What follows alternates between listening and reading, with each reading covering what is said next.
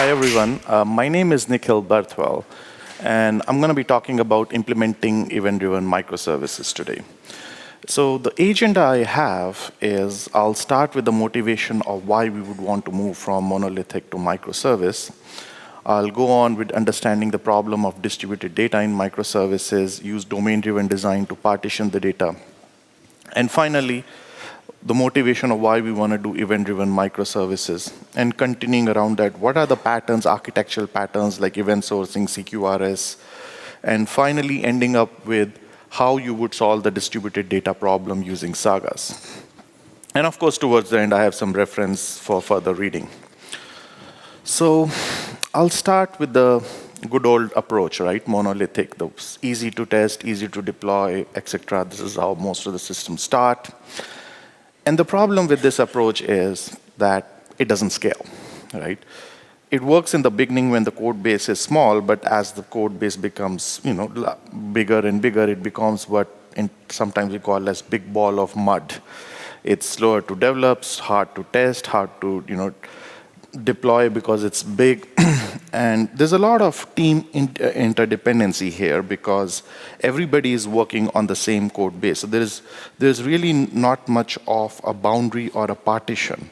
So if I have to make a change or team X have to make a change, they would have to coordinate with team Y, team Z, because once you deploy, it's one unit, everybody has to deploy together. So obviously monolithic is not the best way or not the most agile way of doing things. And so we move to microservices, right? The brave new world, although it's not so new anymore. But with microservice, you have what is called as a single responsibility principle, right? Smaller code base to understand and change. It makes the team autonomous, and we'll see why the teams get autonomous with microservices. And it's faster to test and deploy. So basically what microservices is it's an assembly of loosely coupled services. And what do we mean by the term loosely coupled service? Well, what the term actually means is when we define coupling between two services, it means one service doesn't have to know a lot of details about the other service. They have a common interface or contract, as we call it. And as long as the service guarantees a certain contract, I don't really need to know the implementation of that. Although the term microservices really emerged, I would say more like early 2010, 15, somewhere around that period. When you think about it, the concept isn't new. In fact, I would go about saying that microservices is an application of object-oriented programming to web service. Why? When you look at object-oriented programming, like what is object-oriented programming? The concept of object-oriented programming is that you have a class, and you have an interface to that class, right? The public interface. And then you have the private methods, and you have the private attributes. The private attributes is an internal state of the class, right? And the external entity sees that interface, and it has to manipulate that internal state via the public methods. And when you look at microservices, it's the exact same thing. Microservices have a database attached. We'll see. We'll cover more details on that. And you don't have access to that internal state or the database. So you have to have the public API to basically query or change anything in that database or in the state. Ironically, object-oriented programming historically was basically an object application of biology into computer science. So one of the early pioneers of object-oriented programming, Alan Kay, was trained as a biologist. And when he was given the task, he was working for US Department of Defense, Air Force, or I think some of that. And he was given the task of designing and maintaining some software. And what he see was software is like a living organism. And a living organism consists of cells, like biological cells. And cells have cell wall, which is the interface. And everything inside the cell is like private to the cell. So he says, well, let's take that concept of biology and apply it to object-oriented or computer programming, and we called it object-oriented programming, where the object or the class is the cell, and the public interface is basically the wall. And then we took the same concept and we rebranded it, and we call it microservice, and it becomes a new concept, but it isn't really a new concept in strict sense. So what we have in a microservice is we have loose coupling. Typically, what you have is each service has one database. Now, when I say one database, it doesn't have to be a physically separate database. It could be a logically partitioned one. Nevertheless, it has one database. That is to say that the schema is private to only one service. You don't share schema across two services. And what that means is that as long as I keep the public interface of the service chain, I can internally change that schema any way I want. The other entity, the consumer of that service, doesn't have to be aware of it. He doesn't get affected, as long as there's no contract change. There are times when you have to change the contract, and that's a whole different story. Contracts can be versioned, et cetera, but generally, that's rare. In most of the cases, you keep the contract, especially if you architect the system well, you keep the contract more or less the same. It evolves in a very slow pace, and each service can itself evolve fast. And so what happens with this loosely coupled service is that the teams that are working on the service, they kind of become independent of each other, because as long as the contract stays the same, Team X can make any changes to the code and deploy. They don't have to deploy the entire service. They don't have to even coordinate with the Team Y. Team Y may not even know about it. As a result, a loosely coupled service, what it does is it reduces team interdependency. And when you have reduced team interdependency, you can innovate faster. And this is the reason why microservices usually will let you increase your engineering velocity. And that's one of the very positive things about microservices. In fact, one of the early motivations of why we want to move to microservices. So the question is, we know that we have the system, and we know we have to partition it, and we have to partition it in a way that the interface makes sense. It has to be well designed, and interface should not change too often. The question is, how do you practically do it? And one of the very common design methodologies that is used in this case is domain-driven design. Now, domain-driven design by itself is a big topic, and I obviously cannot go into too much of details. In fact, you could have an entire conference dedicated to domain-driven design.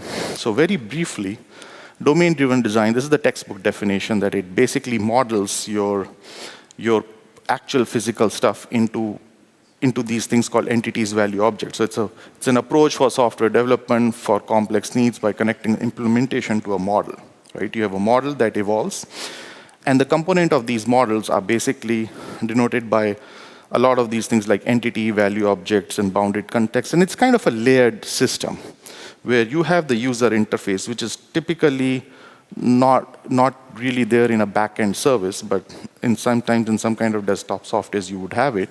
And then you have an application layer. And then you have a domain layer, which is basically where the bulk of your code would reside. And then you have a very thin infrastructure of persistence. And this is a layered approach. This is actually a simple model of domain-driven design. If you read the textbook, they will have more complex models like hexagonal models where they actually take into account how would you test these services. And then there is an onion architecture also, which is around the same thing. It just looks like an onion with layers on top of it. But for the purpose of this talk, I'll just refer to the simple model. And bulk of the code remains in this domain layers, and you can do something to these objects. And these are all the various building blocks of domain-driven design. I have a reference for domain-driven design towards the end. But the one that I'm actually going to talk about more, and which is of very much of a use to create service boundaries, is actually the last one, aggregates. So what are aggregates? Well, aggregates are essentially a collection of domain objects. And they're logically a single entity with some kind of component that you call as root that you can refer to. And every reference of this collection of objects can just be referred by a root. Now, what are the examples of an aggregate? Let's say you're designing an e-commerce system, right? So when you talk about an e-commerce system, say anything like an Amazon.com, Jet.com, or a whole bunch of stuff, you place an order, and I want to buy items A, B, C in quantities X, Y, Z. That's my order, right? This order is one entity which consists of various smaller entities like products and possibly services and so on. But I can refer to this order as one entity. And this order has a unique ID, my order ID internally in the system. So that's an example of an aggregate. And then what you can think about is your actual physical domain model is basically a collection of aggregates. So why are aggregates so important in designing microservices? The reason is aggregates basically give you a boundary or a way for partitioning your system. So essentially, what you could do is when you're designing your system, you build a model of it, you identify the aggregates, and then each aggregate can basically be implemented as one service. So you now have a natural way of basically decomposing your system into a set of services. And a good thing about aggregate is it's like, first of all, I should say that there is no unique way of partitioning your system because, let's say in this example, I could say order service, consumer service, product service, but I can actually merge product service and consumer service into one also and have order service separate. So there is no unique way of partitioning the system, but the general recommended practice is to partition it as finely grained as possible, although there is a possibility that you might over-engineer if you go into too much of details. But generally, an aggregate would be a good natural boundary where you can partition the system and keep the aggregates as small as possible. And what that means is that you have a unique, like a set of public methods, I would call it, or an API for dealing with aggregate, and this is your public contract. Whatever happens, however you want to represent your order internally is immaterial.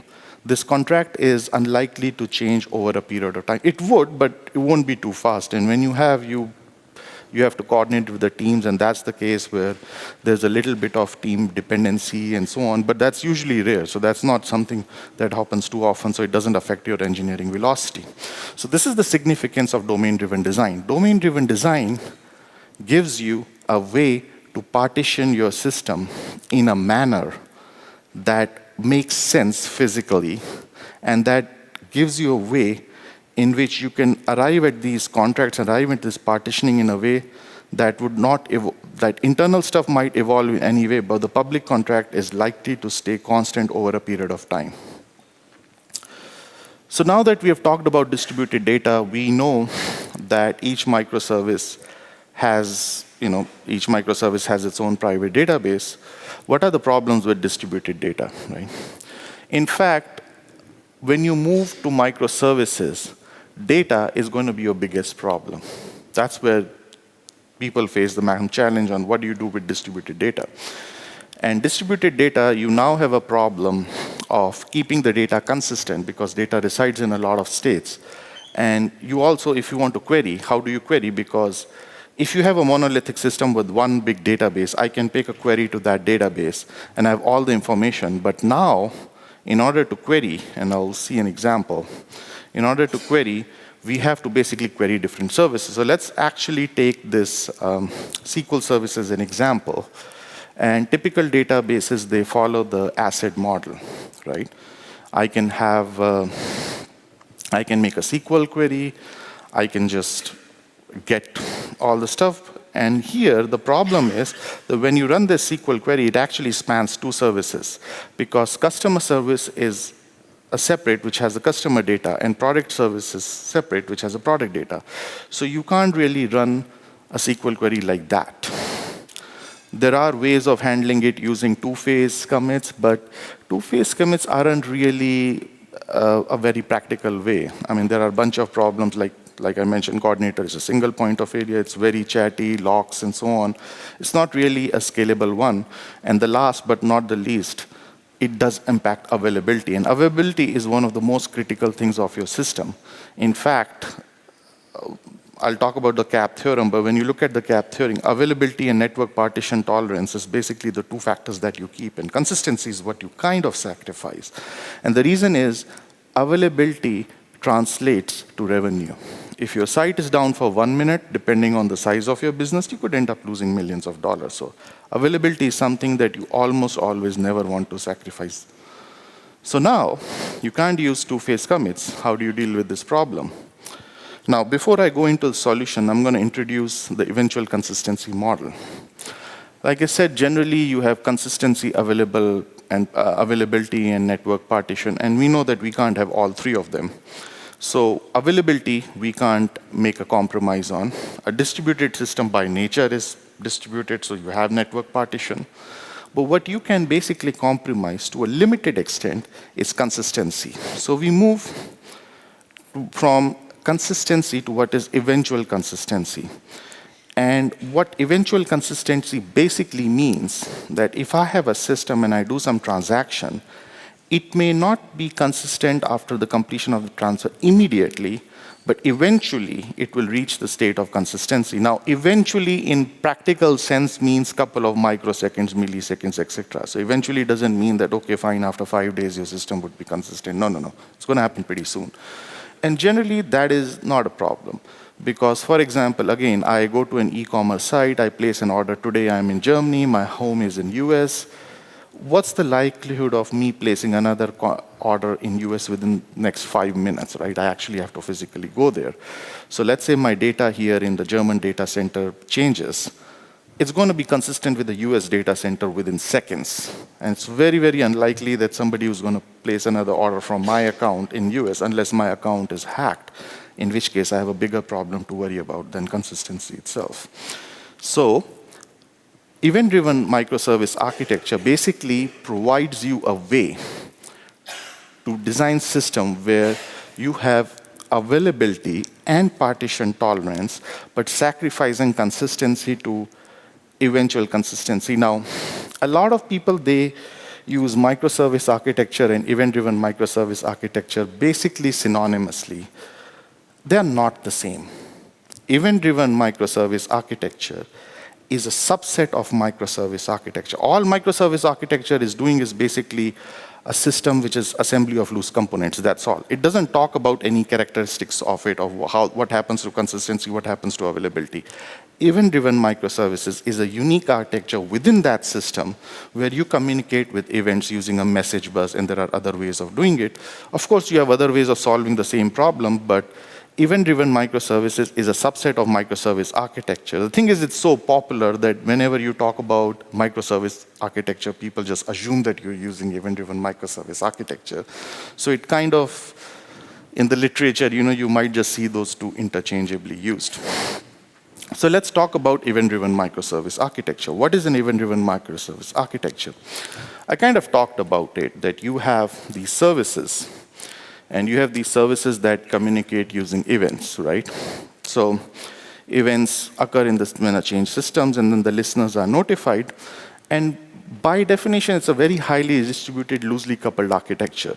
Highly distributed and loosely coupled in the sense that the senders and receivers, they are not really aware of each other.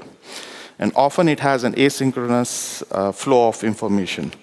Again, fancy terms aside, when you look at event-driven architecture in real life, we have been using it for centuries. You go to an airport, somebody makes an announcement. That's an event-driven architecture. Oh, your flight is leaving in 10 minutes. An event is going to happen. The sender broadcasts it.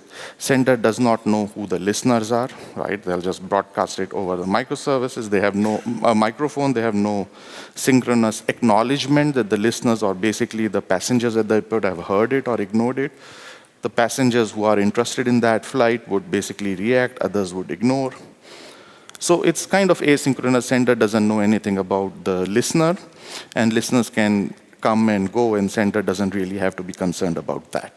So that's a very common example of event-driven architectures. Of course, more in computer science and web services, you would have event-driven architectures. You have message bus like Kafka. You put in events. There are listeners, producers, consumers, sensors. These are practical implementations of event-driven architecture. Now, most of the services, they basically use different forms. So there are two communication patterns here. One communication pattern, you can think of it as request response, like this. Service A calls service B directly. And this is more of a synchronous response. And then you have an asynchronous. Service A sends a message event to service B through a broker, which is an asynchronous in the sense that service A and service B, they're not aware of each other. The broker is the one that is basically establishing that communication line. Now, most of the real-life systems, they basically are a combination of event-driven and direct request response. It's very rare. I wouldn't, depending on the application, there are some rare exceptions where you have either one of them, but real world is almost always hybrid. And sometimes we use direct communication, and sometimes we use indirect event-driven. Direct has its own advantage, right? It's easy to implement, and it has a really good error control. Because let's say that a service, in this example, order service calls a product service, and product service is down or cannot act on that, it will immediately send you back a response. So I know something happened. Order service knows something bad happened. Whereas in a message broker, order service just sends an event, and then it has no idea what happened to that event. I mean, the product service might pick up that event, hopefully. If it doesn't for any reason, order service doesn't really know. So as a result, you have a very high visibility. If something goes wrong, you can actually take precautionary actions. The problem with direct messaging is that you now have increased coupling, right? If order service has to contact these individual services, it basically has to know which service I need to talk to, right? It's product service also have to be aware of the fact that order service would contact me.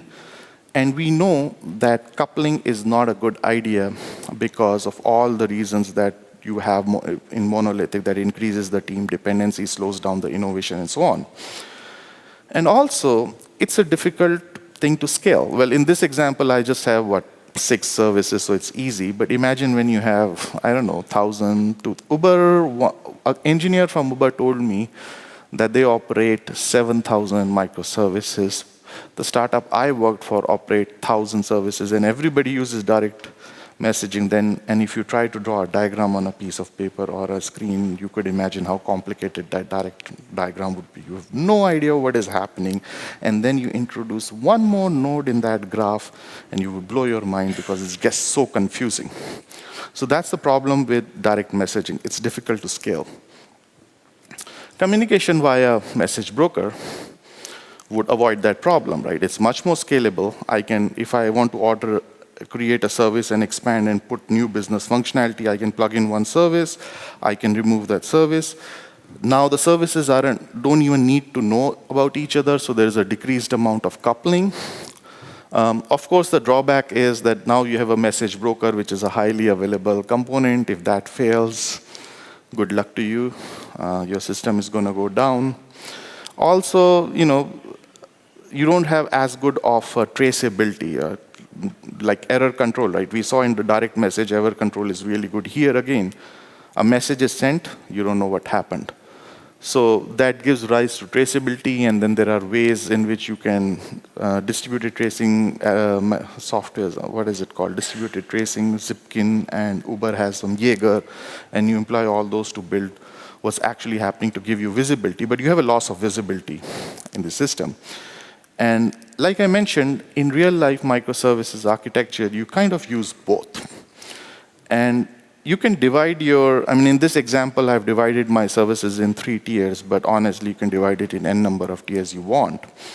And you have certain services that are directly customer-facing. For example, let's say an example of an e-commerce site like Amazon or Jet. If that service goes down, you can't place your order. The customer knows it, it right away affects him, and obviously loss of revenue. You want to use request response in those kind of systems because it has better error control. Obviously, there's only a small part of the services that are user-facing, right? If you have like 10,000 services running, probably user is interacting with 400 or 500. They're not going to be interacting with all of them directly. So that particular layer is usually implemented using request response, a more synchronous way, and the rest of it is event-driven. Tier 2 would be an example product service, right? If that service is down, your product is going to get delayed by a couple of hours maybe, but it's not going to impact in the sense the site isn't unusable. It might just get delayed by a few hours. And then you have a tier 3 where you have little to no impact for customers. For example, some kind of monitoring, logging. I mean, if you're going to place an order, who cares what logging system the company is using? It doesn't bother you at all. So those kinds of services are usually implemented using event-driven model. Now I'm going to introduce event sourcing. What is event sourcing? Event sourcing is an architectural pattern that you use in event-driven architecture, where you model your system as a sequence of events. So every time the state of the system changes, you have an event that is generated, and basically storing that event that could trigger that state change. So instead of having a state of the system, you have these events that didn't pass through your broker. And this has a very interesting property that you can actually play back a sequence of events or roll back in particular time. Again, looks like a fancy term, but directly or indirectly, you've been using event sourcing for centuries. For example, a version control is an event sourcing system. Bank ledger is an event sourcing system. When you start a new repository, let's say Git, you have an empty state. And then you make series of commit. And each of this commit is an event. Your state of the system is basically your source code. And you make those series of commits. You can actually build up the state of the system by series. You can do a git log, and you can actually see each one of these commits. And then you can roll back in time, and you can see, oh, 3 days ago, that's how my source code looks like. And the really interesting thing that you can do with this is because each transaction is stored separately as opposed to the complete state, you can undo a certain transaction. In the sense, I have 2,000 commits, I can go back, I can undo a commit, and then play back the rest of the system. And then my system, there could be conflicts though, in this particular case, but at least you have some ability to do that. The same thing with bank ledger, right? You open up an account in your bank, you have basically an account with $0 or €0. And then you make series of commits. You deposit, you withdraw, and as the ledger grows, each one of these transactions is recorded, and basically the state of the system, in this example, the balance in your account is basically a sum total of all the transactions, how many credits you did as opposed to how many debits. And the same thing, like in credit card, all too many times you happen, right? Time and again it has happened, my credit card got stolen, somebody used it, or somebody got my number, so I had to call up the bank, hey, this is a fraud charge. They rewind it back, undo that charge, and then play it back, and guess what? Everything works perfect. So that's event sourcing. The problem with event sourcing is that each time, you don't really have your state stored, right? So each time I want the state of, let's say, you are going to go to the bank and I need to know how much money I have in my account, and I've been operating in this account for like 20 years. So are you telling me that to make that query, I have to replay 20 years worth of all the transactions to get the amount? Obviously, that's too inefficient. So the way bank would do it is it takes the snapshot. Let's say it would take a snapshot account balance at the end of the day. So if I go in the middle of the day and I say, okay, I make a query, how much money do I have in my account? It takes the last snapshot, and then it replays the event that happens in a day, and it gives me the current state of the system. So snapshotting is an alternative to playing events, which really mitigates a drawback where you have to build the state of the system using sequence of events.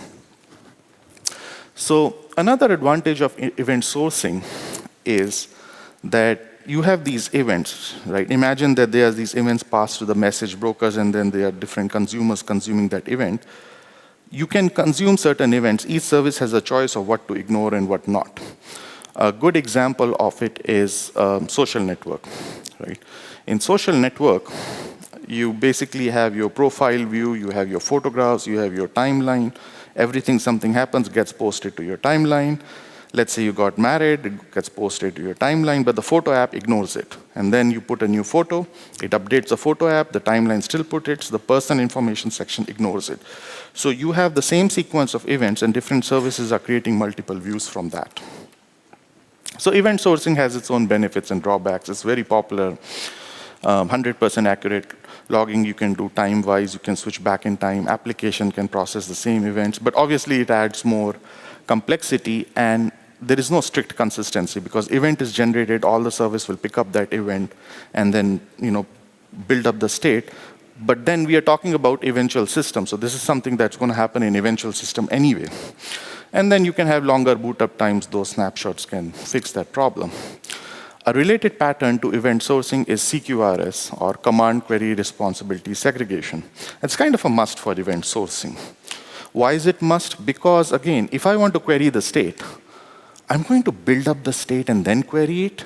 So how it happens is that you separate your queries into a command and query. And a command is something which doesn't give you an answer. I just issue a command.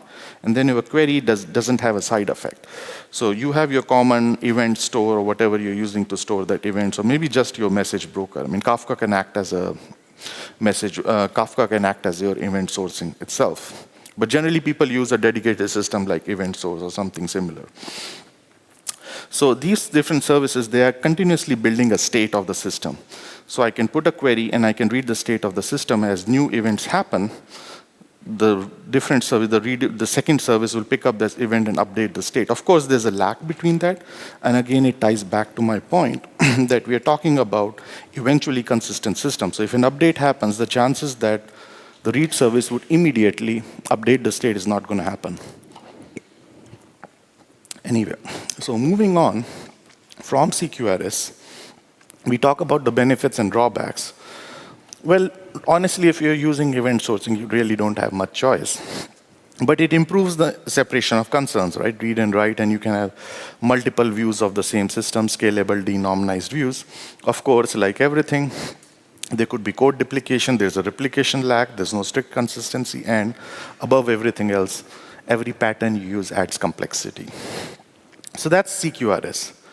Now let's get back to the problem of the original problem that we have, which is by far the biggest problem you're going to face when you move to microservices, or more specifically to event-driven microservice, is distributed data, consistency of distributed data. How do you solve that? We know that we can't do ACID transactions. We know we can't do two-phase commits. So the answer lies in something called Sagas. The concept of Sagas is actually not really that new. Sagas have been based on 1987 paper. This was the original paper. But that was originally designed for a single database running a single node. So there are adaptations of Saga to do with distributed systems because they have asynchronous nature, and above everything else, they have partial failure. So there are different variations of Sagas also. I'm not going to go in and talk about too much of these variations, but let's introduce basically what is a Saga.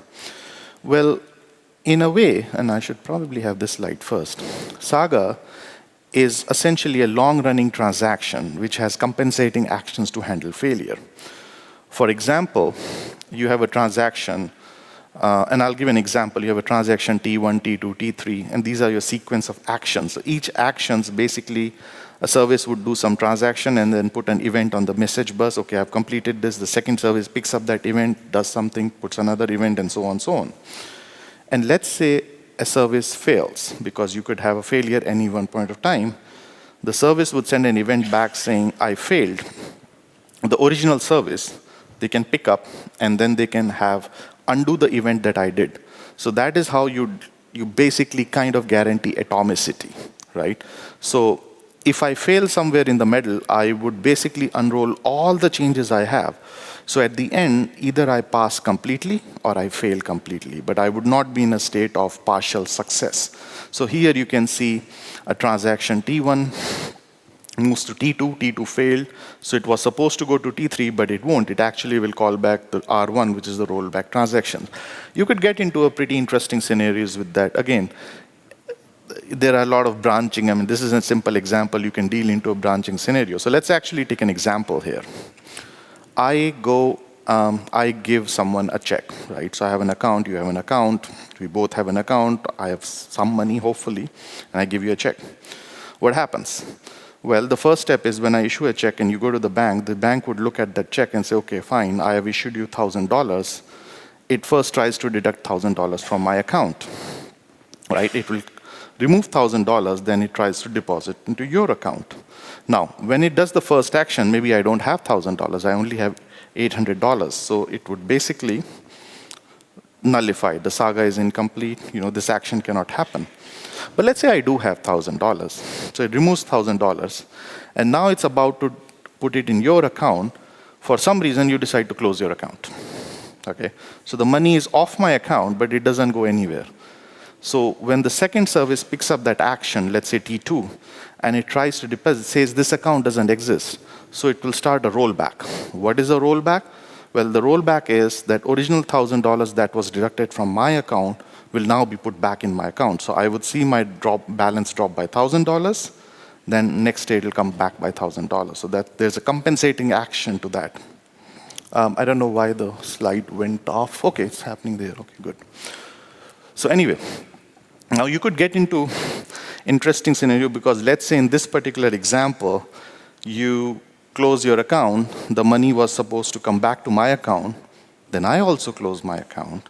So you have this money hanging around, you don't know what happened. So again, in real life, when you draw these chains of actions and compensating actions, obviously this is not one linear, but it can get into branching, and you can get into a whole lot of interesting scenarios on what happens if this fails, this fails, this fails, what do you do? And in some cases, you have no idea what you have to do. Okay, but Sagas have a problem, and the problem Sagas have, it does not have isolation, right? So we know the good old databases have ACID. Properties, atomicity, it has an atomicity, all transactions are executed. I know if something fails, I can roll back and I can get into a state where either I pass completely or I don't pass. Consistency, of course it is consistency, not strict consistency, it's an eventual consistency, but it's still a consistency. I know that eventually my system would move from one valid state to another valid state. Right? There's a durability because message brokers are guaranteeing it, database is guaranteeing it, but there is no isolation, right? For example, again, let's say you place an order on some e-commerce website and the Saga that gets started.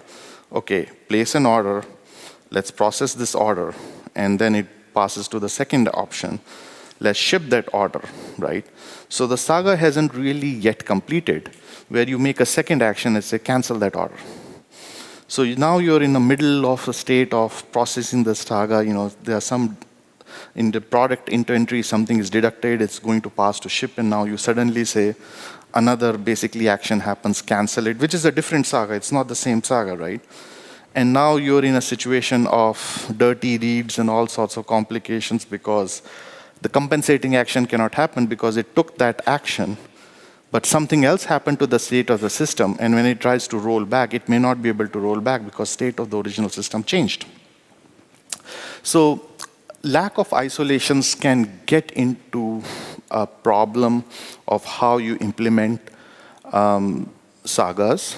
There is no clear-cut way of really, there's no straightforward way of solving this problem, but a good designed system with well-defined boundaries, obviously you first would be in a state where such a thing is less likely to happen. And if it does happen, you can basically have event sourcing, so you can always have more mechanisms like, okay, let me look at the past event before I cancel this event. Like this is an event where, okay, a previous order happened, and this is in the middle, it hasn't really completed. So let me wait for that shipping service to first inform, stop, don't ship that, and then I'm going to do a compensating action. So all this logic can be implemented, but it has to be implemented, right? And that's what makes it more complicated. Like your system would get more complicated. So that's, microservices, this is the reason why they say that when you're dealing with data, your data is going to be your biggest pain point. It's not really going to be the stateless part of the system. So now, Saga don't have isolation, but the question is, how do we sequence these transactions? You talked about Saga. I know that I have to do step A, B, C. Who decides these steps? Who executes these steps? There are two basic ways of how you would actually solve this problem. One is called choreography, which is more like a distributed decision-making. You don't really have a central entity that's going to make a decision. The decision-making is distributed, which, frankly speaking, is a horrible idea. And then you have orchestration, which is more like a centralized decision-making. And choreography is very simple to implement. So that's one of the pros of choreography, because you already have a message broker, right? So as you're doing actions, you can always put the messages on your message broker. The message broker picks, it knows what's happening. It has all the logic implemented in the services. So it knows what decisions to make. So that's the benefit of choreography. It's simple to implement. Participants are kind of also loosely coupled, but the problem is that you could have a cyclic dependency because service A sends an event to service B sends an event which service has to pay, and you could get into a situation of infinite loops. You also have to increase some amount of coupling between the components because, like I said, the shipping Saga now has to know about the canceling order one, because it can happen that you can cancel a service before it's cancel an order before it's shipped. So that increases the coupling, and again, increase in coupling reduces your engineering velocity. So choreography kind of has this drawback, and that's why generally choreography is not very much used. What you use is orchestration. And in orchestration, you basically create an object, an orchestrator that stays in that has all the logic. And it's actually, from an implementation point of view, it's kind of a little tricky to implement, but it's much easy to understand because your Saga is kind of a state machine. So you have this object separate where all the logic of your state machine resides, as opposed to distributed in your, I don't know, thousands of services. So it's much easy to reason, understand. If something goes wrong, you can fix and so on. So that's why that's a big benefit of orchestration. Also, the individual components don't really have to know each other. So it keeps the benefit of very low coupling between the components. And there aren't that many significant drawbacks. I mean, sure, it's a little tricky to implement, but it's not something too bad because you have an object that handles all the state machine. So sure, you might have one or two more classes in your code, but that's about it. And sometimes you can argue that, there are these dumb services being contacted by smart orchestrators, but again, what difference does it make? So there aren't that many significant drawbacks to orchestration, and that is why orchestration is basically used a lot in practice. And towards the end, I'll wrap up by giving some resources. Building Microservices, written by Sam Newman. I met him last year, actually, in Oslo. And he told me that, so this is the book he published in 2015. He's writing another book, basically a second version of this book. I don't know when he plans to publish it, but this is actually pretty good, a good book. A domain-driven design, it was written in 2002 or 3 by Eric Evans. It's considered to be the masterpiece in domain-driven design. It's referred to as the Blue Book. So if you talk about domain-driven design, this is the book, except it's a thick book, 500 pages. So it's a little bit of read. There are other books like Implementing Domain-Driven Design and Domain-Driven Design Distilled by Vince Bach, which is actually more thin book. So if you don't have time to read 500 pages, you can just read that one, and that kind of gives you all the basic ideas you need to know without going into too much of details. Then you basically have Microservices Patterns by Chris Richardson. This is an excellent book. It talks about all the architecture patterns, basically, that I talk about, and many, many more.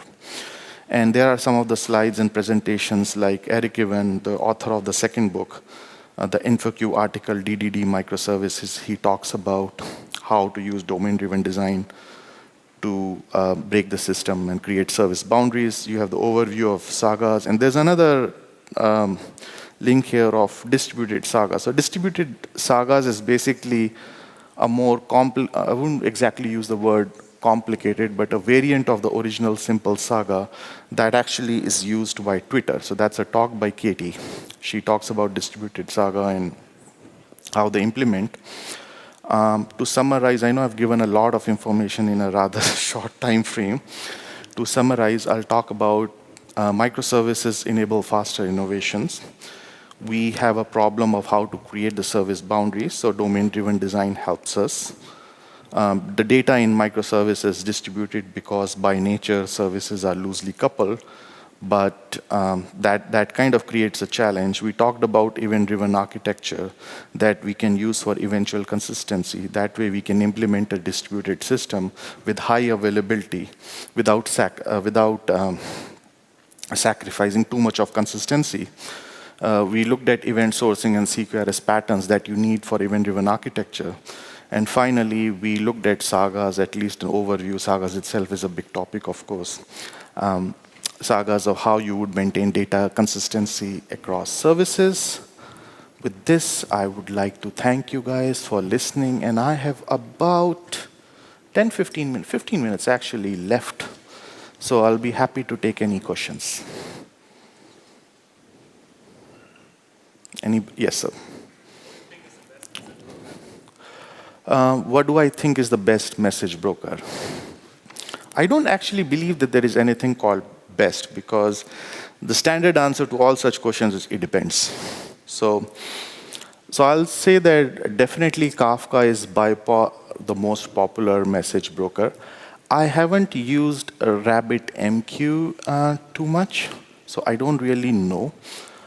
Again, if you're trying to, or if you want to stay vendor neutral, or you want a multi-cloud, you might go with Kafka. But generally, every cloud platform has its own message broker. Google has PubSub. I think Amazon, I'm not too familiar with AWS because obviously I'm more familiar with GCP side. But AWS has, I think, SQS or something like that, simple queuing service. And Azure has Service Bus. So if you're going to stay within your cloud vendor, you don't plan to go out, you could use the message broker that they provide that eases your task. Of course, now you have a little bit of vendor dependency introduced.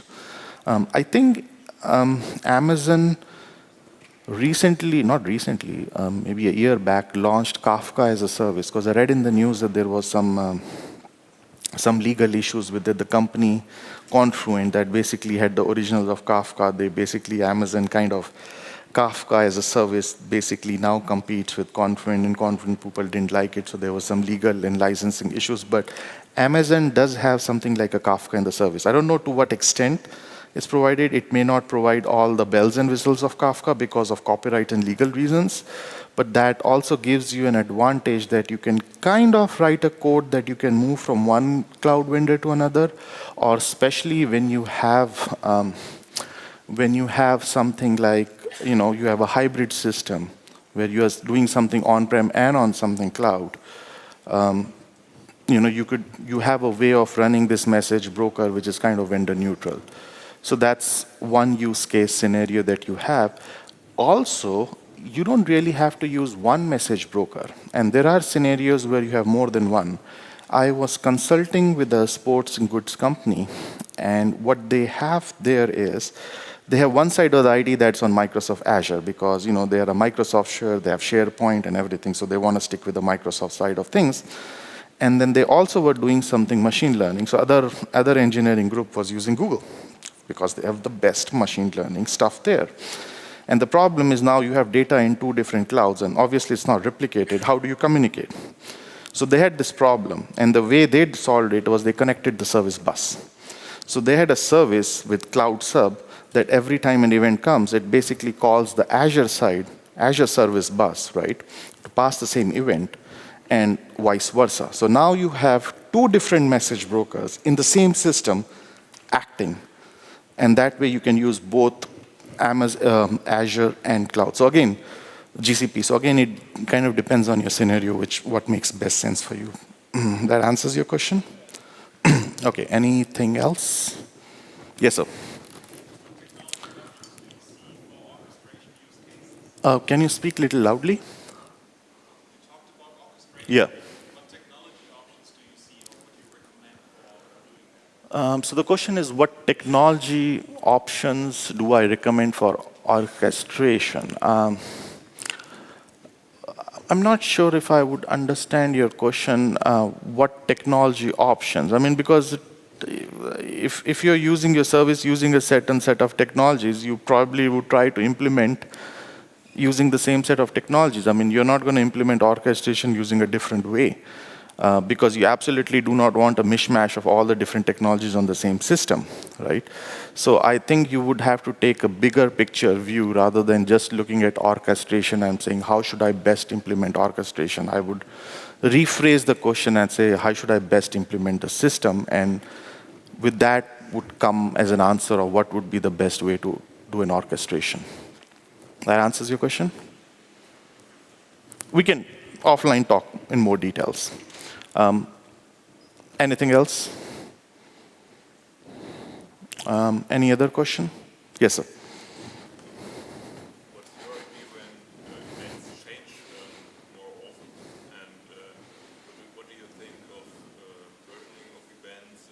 Okay.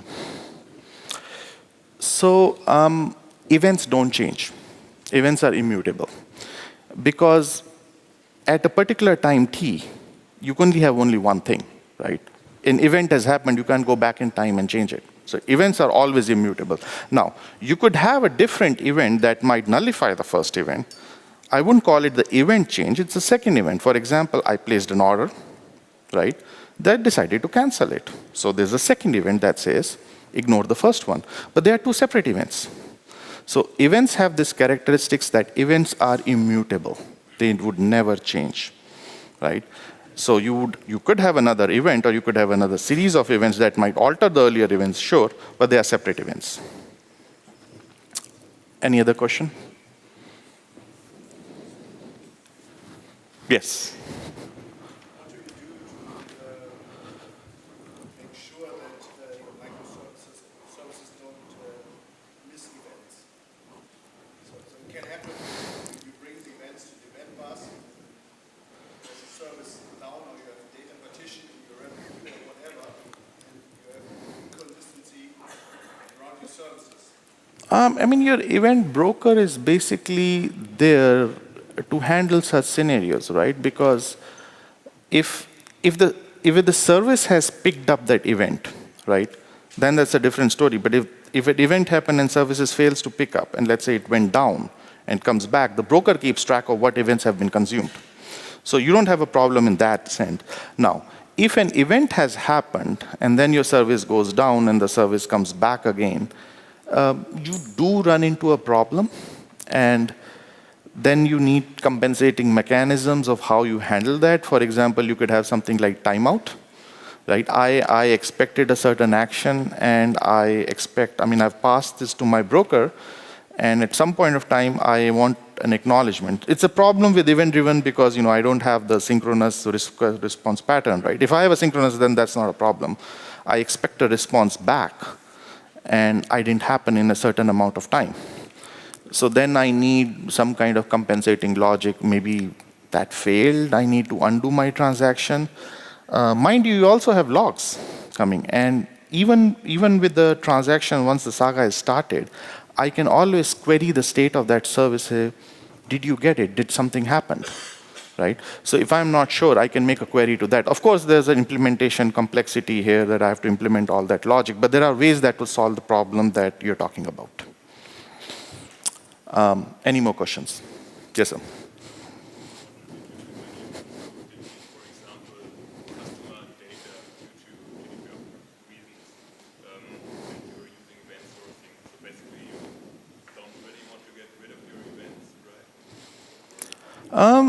So, like I said, events are immutable. You would never remove an event. Now, if you delete a customer data, that's a separate event, right?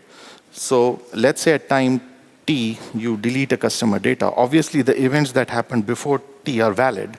And then after T, I try to access that data. When that event happens, the customer service would have updated its database saying this record is deleted. So any event that happens after that, because there's a time factor, right? It's a timeline where any events that happen, you basically can't do anything with that customer data because that customer data doesn't exist. But the events that happened before that were processed. You're fine.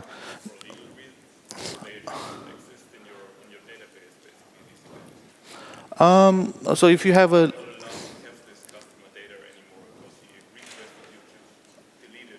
okay. That's an interesting scenario. Yeah, I haven't really thought of there are times where you need that. But of course, you could potentially have, like, say, how are you storing your events? If you have a broker, you're going to keep a track of it. But generally, if you're using an events store, you would have mechanisms of deleting certain events, and this is where kind of event sourcing kind of comes in. Is like because I can roll back in time and I can undo the delete. Of course, implementation-wise, there will be challenges, right?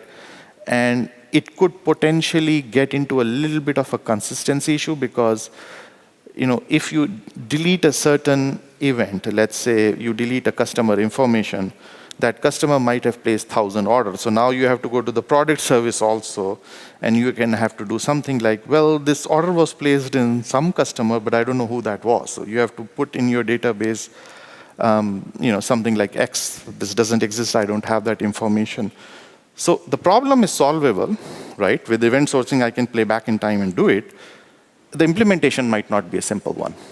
But then again, it's if you know that this is a frequent occurrence in your system, right? Because again, in certain industries, you might have some restrictions like you need to delete it. But let's say if you're operating an e-commerce like Amazon, you can just delete that customer. You don't have to delete the history, right? The history would stay with you. Google doesn't delete your history. Even if you close your account, it still exists. You just can't access it, right?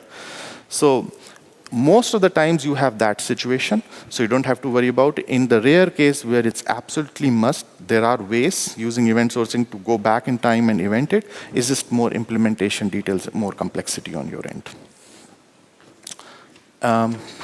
Questions, if any? Any more questions? Oh, yes. Sorry?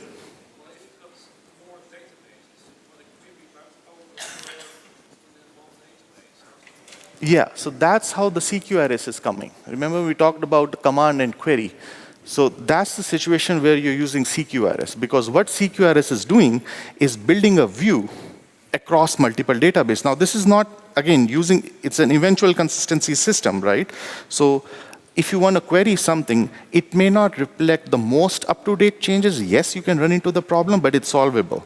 And also you might think, okay, fine, I have like 7,000 services, I have 7,000 databases. You don't really have 7,000 databases or 7,000 services, but let's say you do. Am I going to build a view for all the 7,000 database? Of course not. Then you've created a big giant database, right? But with CQRS, what you do is you expect the people to do a certain kind of query. So you would build basically a subset of these views that would have just that enough information to query that from different databases. And that might be a subset of your big view.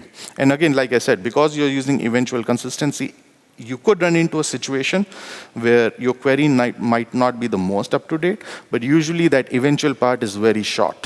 So that's often not a problem. Any more questions?